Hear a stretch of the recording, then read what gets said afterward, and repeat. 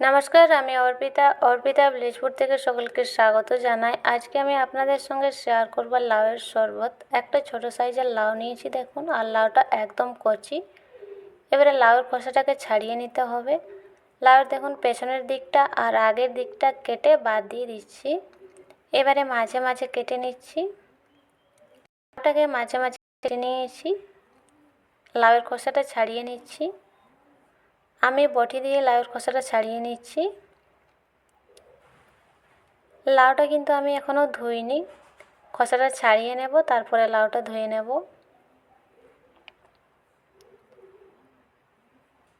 বন্ধুরা, লাউয়ের রেসিপি তো আপনারা অনেক রকম বানিয়ে খেয়েছেন, একবার শরবত বানিয়ে খেয়ে দেখবেন।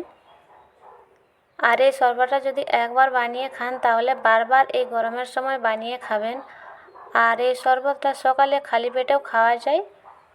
আর বাইরে থেকে এসে যদি এক গ্লাস ঠান্ডা ঠান্ডা লাউয়ের এইভাবে শরবত পাওয়া যায় তাহলে তো আর কোনো কথাই নেই। আর এই শরবত শরীরকে ঠান্ডা রাখে। দেখুন লাউয়ের খোসাটা ছাড়িয়ে নিয়েছি আর মাঝে মাঝে দুভাগ করে কেটে নিয়েছি। এবারে লাউটা ধুয়ে নিচ্ছি।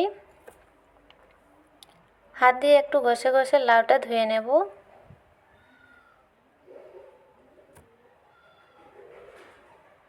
লাউটা আর আমি কাটবো না, এবারে জল থেকে তুলে লাউটা গ্রেট করে নেব। গ্রেট করার জন্য একটা গ্রেটার নিয়েছি, এই গ্রেটার দিয়েই গ্রেট করে নেব। আর যেদিকে ছোট ছোট ছিদ্র আছে ওই ছিদ্রটা দিয়েই আমি গ্রেট করে নিচ্ছি দেখুন।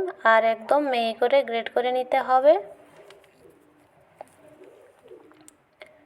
দেখুন মিহি করে গ্রেট করা হচ্ছে, এভাবেই আমি গ্রেট করে নেব পুরো লাউটা। পুরো লাউটা আমার গ্রেট করা হয়ে গেছে। এবারে জুসটা বার করে নেব। একটা বাটি নিয়েছি, বাটির উপরে একটা পাতলা সুতোর কাপড় দিয়ে দিয়েছি। ওই কাপড়ের উপরে গ্রেট করে রাখা লাউটাও দিয়েছি। এবার এই কাপড়টা পুঁটলির আকারে বানিয়ে নিচ্ছি আর চেপে নিলেই দেখুন রসটা বেরিয়ে যাচ্ছে।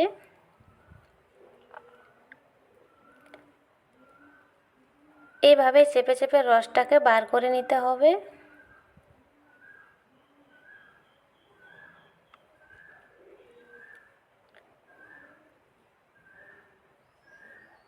পুরো রসটা নিগড়ে এভাবে বার করে নেব। এখানে কিন্তু আমি কোনো রকম জল দিইনি।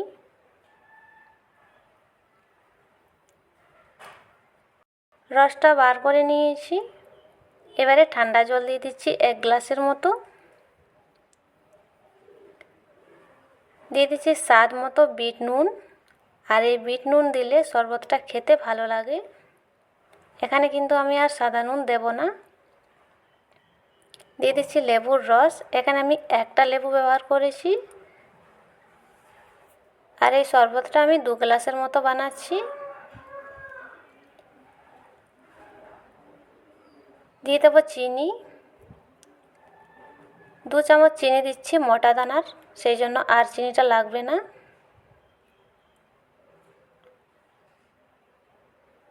চামচের সাহায্যে চিনিটা মিশিয়ে নেব। চিনিটা মিশিয়ে নিয়েছি। এবারে দিয়ে দেবো 2 চামচ ছাতু। এখানে আমি 2 চামচ দিয়ে দিচ্ছি ছোলার ছাতু। 2 চামচ ছাতু দেওয়া হয়ে গেছে। ছাতুটা চামচের সাহায্যে নেড়ে মিশিয়ে নিচ্ছি। একটু নাড়াচাড়া করলে ছাতুটা মিশিয়ে যাবে। খুব ভালোভাবে ছাতুটাকেও মিশিয়ে নিয়েছি। লাউয়ের শরবত হয়ে গেছে। এবারে গ্লাসে ঢেলে নিতে হবে।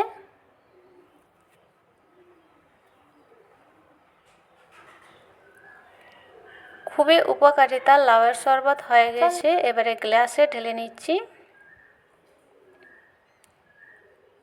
বন্ধুরা, বাইরে থেকে এসে এই রোদ গরমে যদি ঠান্ডা ঠান্ডা 1 গ্লাস লাউয়ের শরবত পাওয়া যায় তাহলে মন প্রাণ একদম ঠান্ডা হয়ে যাবে।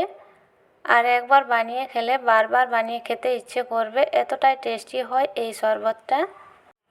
বন্ধুরা, একবার হলো লাউয়ের শরবত বানিয়ে খেয়ে দেখবেন। গ্লাসে ঢেলে নিয়েছি। এবারে লেবু দিয়ে সাজিয়ে নিচ্ছি, দেখুন সাজিয়ে নিয়েছি। লাউয়ের শরবত কেমন লাগলো? ভালো লাগলে লাইক করবেন, শেয়ার করবেন, আমার চ্যানেলটা সাবস্ক্রাইব করে আমার পাশে থাকবেন। দেখা হবে অন্য কোনো ভিডিওতে, ভালো থাকবেন।